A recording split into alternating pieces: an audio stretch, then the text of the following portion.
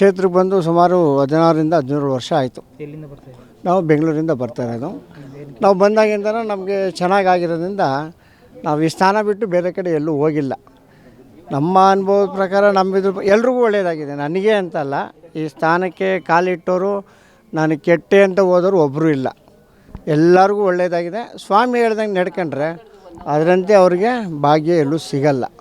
But ತಪ್ಪದಾರೆ ನಡ್ಕೊಂಡು ನಾವು ಮಾಡಿಕೊಂಡ್ರೆ ಇಲ್ಲೇನಪ್ಪ ಇಲ್ಲಿ ಹೋದೆ ನನಗೆ ಆಗಲಿಲ್ಲ ಅಂದರೆ ಅವರು ಮನಸ್ಸಲ್ಲಿ ಎರಡು ಇಟ್ಕೊಂಡ್ರೆ ಆಗಲ್ಲ. ಏನಿದ್ರು ದೇವರಲ್ಲಿ ಭಕ್ತಿ ಇಟ್ಕೊಂಡು ಬಂದರೆ ಎಲ್ಲ ಕೆಲಸನೂ ಆಗ್ತದೆ. ಬಟ್ ಏನಪ್ಪ ಅಂದರೆ ಇಲ್ಲಿ ಎಷ್ಟೋ ಜನಕ್ಕೆ ಮಕ್ಕಳಾಗದೇ ಇದ್ದರು. ಒಂದು ಹುಡುಗಿ ಡಾಕ್ಟ್ರು ಆಗಲ್ಲ ಅಂತ ಹೇಳಿದ ಮೇಲೆ ಆ ಬಾವಿ ಕಟ್ಟೆಯಲ್ಲಿ ಕೂತ್ಕೊಂಡು ನಾನು ಸಾಯ್ತಿಲ್ಲಿ ಅಂತ ಯೋಚನೆ ಮಾಡ್ಕೊಂಡು ಕುಂತಿದ್ದವಳು ಯಾರೋ ದೇವರಾಗಿ ಬಂದು ಅವ್ರನ್ನ ಕರ್ಕೊಂಬಂದ್ಮೇಲೆ ಇಲ್ಲಿ ಬಂದಮೇಲೆ 3 ಚಂಬು ನೀರು ಹಾಕ್ಸಿದ ಮೇಲೆ ಒಳ್ಳೆ ಒಂದು ಗಂಡು ಮಗ ಒಳ್ಳೆ ಯೋಗದಲ್ಲಿ ಏನೂ ಬೇಕಾಗಿಲ್ಲ. ನನ್ನ ಮನೆ ಬಾಡಿಗೆಲೇ ಒಬ್ಬ ಇದ್ದ, ಅವ್ರ ಅಪ್ಪ ಶಾಸ್ತ್ರ ಹೇಳೋನು ಟಿ ವಿಲೆಲ್ಲ ಒಂದು ತಡೆ ಹೊಡಿಯೋಕೆ 5,000 ಎಲ್ಲ ಮಾಡೋನು. 14 ವರ್ಷ ಆದರೂ ಆ ಅಮ್ಮನಿಗೆ ಮಕ್ಕಳಾಗಿಲ್ಲ. ಇಡೀ ದೇಶನೆಲ್ಲ ಸುತ್ಕೊಂಬಂದರು. ಅವರು ಒಂದು ದಿವಸ ಇದ್ದವರು, ಏನು ಸ್ವಾಮಿ ನಮ್ಮ ಮಕ್ಕಳೇ ಆಗಿಲ್ಲ, ಯಾರನ್ನ ಪರಿಚಯ ಇದ್ದರೆ ಹೇಳಿ ಅಂದರು. ಸರಿ ಬನ್ನಿ ಕರ್ಕೊಂಡು ಹೋಗ್ತೀನಿ ಅಂದ್ಬಿಟ್ಟು ಅವ್ನು ಮಾಗಡಿ ಪಾರಿಷ್ಟ ಅವನು. ಸರಿ ಅಂದ್ಬಿಟ್ಟು ಇಲ್ಲಿ ಬಂದು ಕೂತ್ಕೊಂಡು ಸ್ವಾಮಿ ಹೇಳ್ತು, ನಿನಗೆ ಗಂಡು ಆಯ್ತದೆ, 6 ಬೆಳ್ಳಿ ಇರ್ತವೆ, ಮಾಲ್ಗಣ್ಣು 3 ಅಮಾಸೆ 3 ಪೌರ್ಣಮಿ ನೀರು ಹಾಕ್ಸು ಅಂತ ಹೇಳಿದರು. ಹಾಕ್ಸಿದ ಮೇಲೆ ಗಂಡೆ ಆಯಿತು, 6 ಬೆಳ್ಳು ಅವೆ, ಮಾಲ್ಗಣ್ಣು ಅದೇ ಅದೇ ಥರನೇ ಹುಡ್ತು. ಅವರಪ್ಪ ಶಾಸ್ತ್ರ ಹೇಳೋದು ನೋಡ್ಬಿಟ್ಟು, ಏನು ರೀ ಒಳ್ಳೆ ಜಾಗಕ್ಕೆ ಕರ್ಕೊಂಡೋದ್ರ, ನನ್ನ ಮಗ ಒಳ್ಳೆ ಮೊಮ್ಮಗ ಒಳ್ಳೆ ಯೋಗದಲ್ಲಿ ಹುಟ್ಟವನೆ ಅಂತ ಅಂದ್ರಿ. ಇವತ್ತು ಏನೋ ದೇವ್ರ ಇಚ್ಛೆ, ಅವ್ರ ಭಕ್ತಿಯಿಂದ ಇದ್ದರೂ ಆಯಿತು, ಅದಕ್ಕೆ ನಮ್ಮದೇನಿದೆ, ನಾವೇನೋ ಮಾಡಬೇಕಲ್ಲ ಮಾಡಿದ್ದೀವಿ ಅಂದೆ. ಸರಿ ಆಯಿತು ಅಂದರು. ಎಷ್ಟೋ ಜನಕ್ಕೆ ಅವ್ರು ಹೇಳ್ತಾರೆ ಗಂಡು ಅಂದರೆ ಗಂಡು, ಹೆಣ್ಣು ಅಂದರೆ ಹೆಣ್ಣು.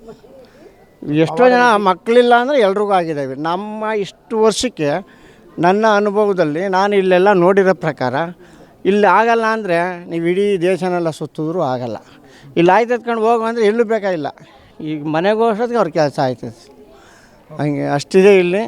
ನಾವು 16-17 ವರ್ಷದಿಂದನೂ ಇಲ್ಲೇ ಬರ್ತಾಯಿದ್ದೀವಿ. ಈ ಜಾಗ ಬಿಟ್ಟರೆ ನಮ್ಮ ಮನೆ ದೇವ್ರಿಗೆ ಹೋಗೋದು ಸ್ವಾಮಿ ಕೇಳ್ಕೊಂಡೆ ಮನೆ ದೇವ್ರ ಮುಂದಕ್ಕೆ ಹೋಗಲ್ಲ. ಕೇಳ್ಕೊಂಡೆ ಅಲ್ಲಿ ಹೋಗ್ತೀನಿ. ಫಸ್ಟ್ ಕ್ಲಾಸ್ ದರ್ಶನ ಆಯ್ತದೆ, ಒಳ್ಳೆ ಅಪ್ಪಣೆ ಆಯ್ತದೆ. ಬಲಗಡೆನೂ ಹೋದ ತಕ್ಷಣ ಅಲ್ಲೂ ಬಲಗಡೆ ಹೂವು ಆಗ್ತದೆ, ಈಸ್ಕೊಂಡು ಸೀದಾ ಬರ್ತೀನಿ. ಹಾಗೆ ಈ ಕ್ಷೇತ್ರದ ಮಹಿಮೆ ನಾನು ಕೆಟ್ಟೋದೆ ಅಂತ ಯಾರೂ ಇಲ್ಲ. ಬಟ್ ಭಕ್ತಿಯಿಂದ ಎಲ್ಲೇ ಹೋದರೂ ಅಷ್ಟೇ, ನಾವು ಯಾವುದೇ ದೇವ್ರು ನಂಬಿ ಏನೇ ಮಾಡಿ ಭಕ್ತಿ ಇದ್ದರೆ ದೇವ್ರು ನಮ್ಮನ್ನು ಕಾಪಾಡ್ತಾನೆ. ಈಗ ದಾರಿಲಿ ಬರುವಲ್ಲೇ ಮಾತಾಡ್ಕೊಂಬರ್ತಾರೆ, ಅಯ್ಯೋ ನಾನು ಊರೆಲ್ಲ ಸುತ್ಕೊಂಬಂದೆ, ಎಲ್ಲ ದೇವ್ರು ನೋಡ್ಕೊಂಬಂದೆ, ಇಲ್ಲಿ ಏನಾಗ್ಬಿಡ್ತದೆ ನೋಡೋಣ ಅಂತ ಬರ್ತಾರೆ.